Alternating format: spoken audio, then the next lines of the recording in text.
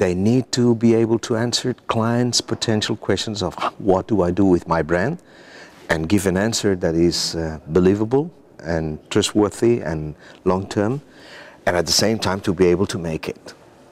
It looks like the future appears a little bit like small groups of people who are think tanks, who can address the strategic issues with the client, and then, you know, subsidiaries, companies, freelancers, whatever, who can implement it. Agencies actually are poor in implementing these systems because they're still living on the old premises of, you know, a lot of people doing all the job, being paid by the production part, not by the thinking part. But anyway, that's the challenge of the agencies, and it will be a challenge for some years because it's a total re-engineering of the market.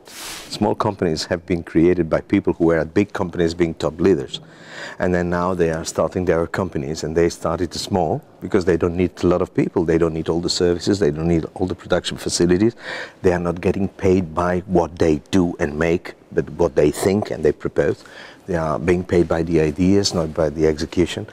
And these companies, who are usually small, are much more attractive and much cheaper, let's say, than the big companies that have to pay big structures and that they have to support, you know, a large amount of people who are, you know, executives and account directors and account something, and a lot of planners and a lot of creatives and juniors, and there are small groups who can do the job. There are companies that started small and become big today.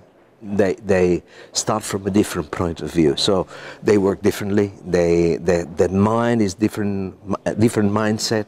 They don't do the mistakes of the past. The horizontal is like we have to be in everywhere, and we've realized now that you cannot be everywhere. You know, a client that is a multinational company needs one big idea somewhere and implement it worldwide. They don't need an idea here and another in Saudi Arabia and another in Finland. They need, you know, an idea that can englobe the brand and that has the spirit of the brand. Then implementation can be different, but this can be done by your own people locally. So this horizontal thing is broken, and then vertically the client needs one person who tells them what to do.